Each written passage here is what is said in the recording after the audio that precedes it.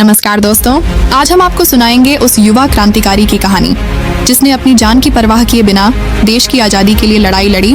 भगत सिंह। भगत सिंह का जन्म 28 सितंबर 1960 को पंजाब के बंगा गांव में हुआ था।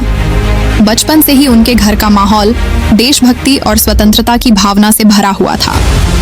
उनके परिवार ने कई स्वतंत्रता सेनानियों को देखा और उनका मार्गदर्शन किया।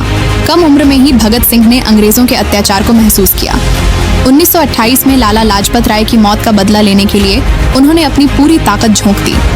उन्होंने साहस और समझदारी से क्रांतिकारी गतिविधियों की योजना बनाई। भगत सिंह और उनके साथियों ने 1929 में सेंट्रल असेंबली में बम फेंका, लेकिन उनका मकसद किसी की जान लेना नहीं था, बल्कि अंग्रेज सरकार को जगाना और क्रांति की भावना पैदा करना था।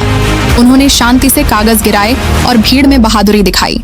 इसके बाद भगत सिंह और उनके साथियों को गिरफ्तार कर लिया गया। जेल में भी उन्होंने अपनी शिक्षा और विचारों को दूसरों तक पहुंचाया। उनका संघर्ष केवल हथियारों तक सीमित नहीं था, बल्कि विचार और चेतना तक फैला हुआ था। भगत सिंह ने कहा था, इनकलाब जिंदाबाद, यानी क्रांति अमर है। उनका साहस और त्याग देश के युवाओं के लिए प्रेरणा बन गया। उन्होंने साबित किया कि स्वतंत्रता के लिए कुछ भी त्याग करना आसान है, अगर आपका लक्ष्य महान हो। 23 मार्च 1931 को भगत सिंह ने अपनी अंतिम सांस ली, मात्र 23 साल की उम्र में।